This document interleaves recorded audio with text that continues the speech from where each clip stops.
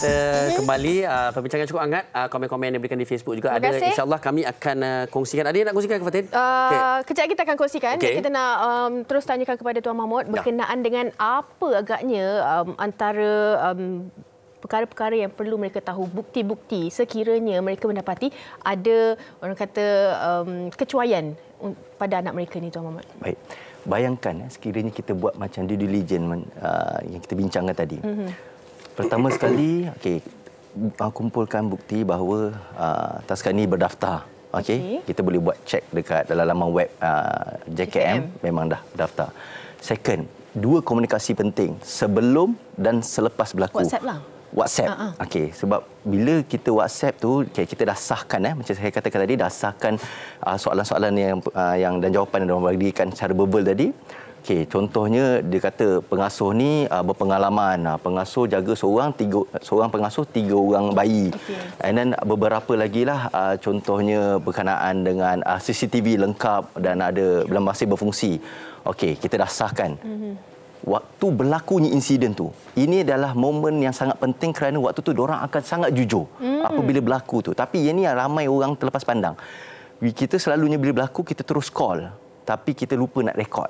So apabila berlaku tu dia terus rekod, buat recording sebab waktu tu momen yang sangat penting, very crucial sebab dia akan cakap apa yang sebenar-benarnya berlaku. Tapi bila benda tu dah dekat 2-3 hari dia akan lantik peguam dan peguam akan nasihatkan dia untuk berdiam diri ataupun buat penafian.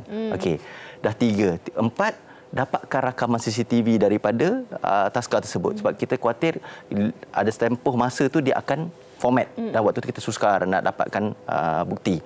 Kelima, kalau ini kes penderaan misalnya, dapatkan kenyataan tersebut direct daripada kanak-kanak ni. Sebab kanak-kanak sentiasa cerita yang betul. Tapi ada yang tak boleh bercakap tu, Mahmud.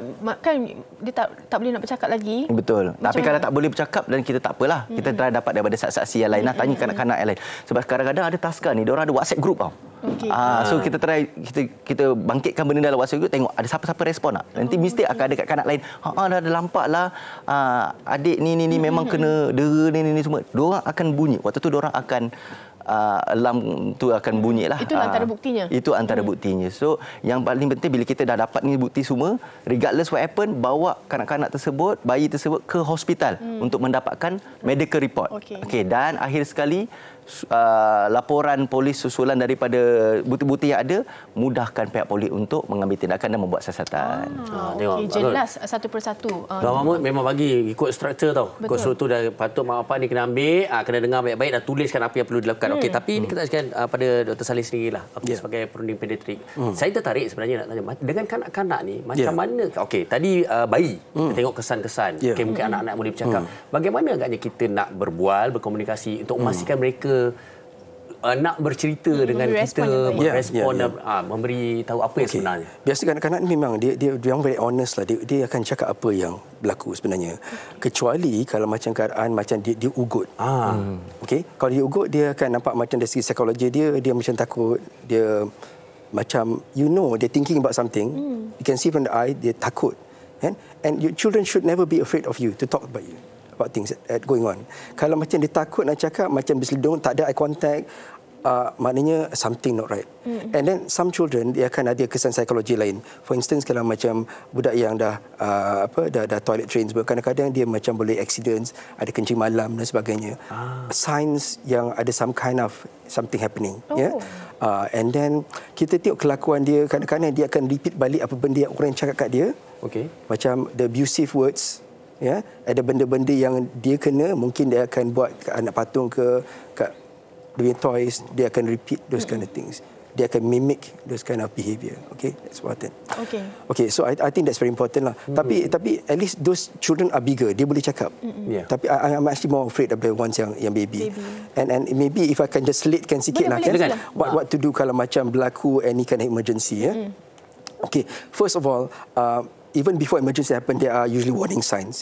Kalau macam baby, kalau kita nak prevent dia, biasanya kita tidurkan dia dalam keadaan kena baring, jangan tiarapkan dia. Terlentangkan dia. Jangan terlentang. So terlentang tapi jangan tiarap, betul. So kalau kita macam since 1998, 1992, there has been advice by all the health agencies that if you do that, kalau kita tidur dia dan meniarap, there's a 60% increased chance boleh mati. lemas. 60% increase. It's a big risk. Yeah? And then baby kalau dah 2 months and above tak boleh dia bedong lagi. Because dia boleh roll and then tertiarap and boleh lemas. Lepas 2 bulan dalam bedungan tu pun dia boleh.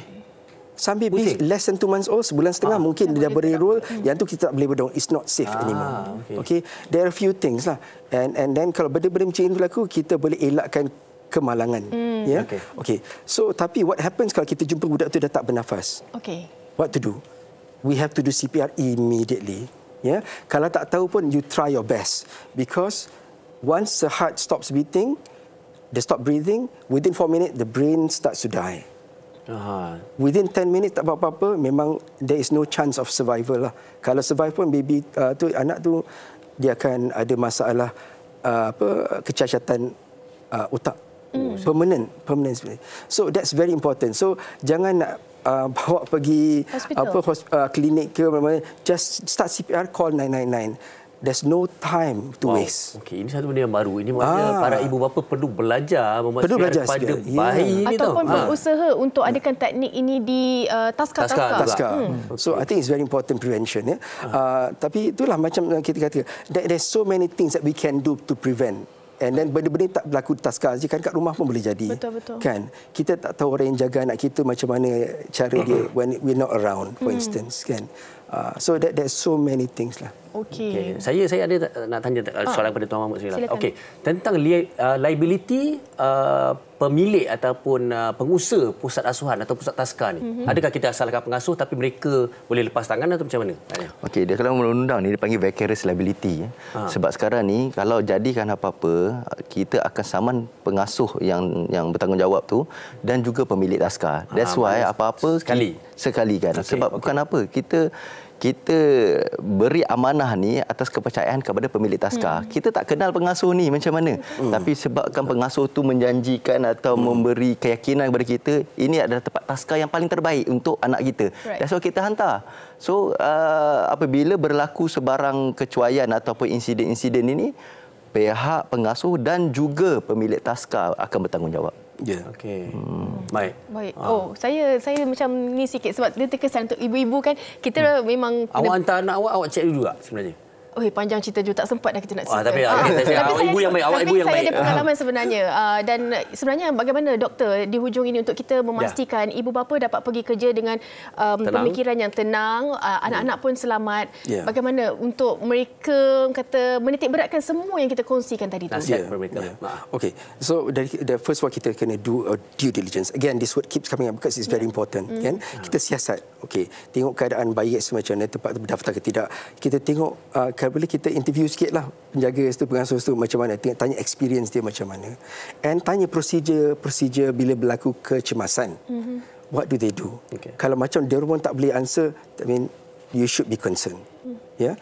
And then CCTV access. Ada tempat you can access on your phone. You can betul.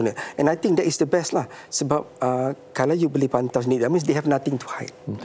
Kalau kita macam tanya bila something berlaku, kita nak tengok CCTV, itu pun dia macam sorok-sorok. Fishy ya? Something fishy. So I think benda-benda macam ni kita boleh usahakan cari tempat lain lah. Bagi saya that's important because anak kita permata kita. Yeah, there's nothing more valuable. We sacrifice our life if we could, kan, for our children, kan. So very important kita make sure kita do everything that we can that's possible. And that's all I can say lah sebenarnya. Baik, kepada para ibu bapa, kita ingatkan balik, jangan nak fikir dekat dengan rumah saja, nak mudah kepada mereka. Jangan tangkap muat. Ini yang kami kongsikan pada hari ini, yang harus anda berikan perhatian. Sekali lagi kita ucapkan terima kasih kepada Tuan Mahmud Jumaat dan juga Dr. Salihuddin Samsudin bersama kita pada hari ini. Ya, dan harapnya kita dapatlah sedikit sebanyak mendapat apa yang penting untuk kita sebelum kita menghantar anak, ataupun kalau kita dah hantar, apa yang kita perlu titik beratkan. Baik, kita nak berehat seketika, kembali selepas ini di Wanita Hari Ini. Jangan ke mana-mana. Jangan tangkap muat.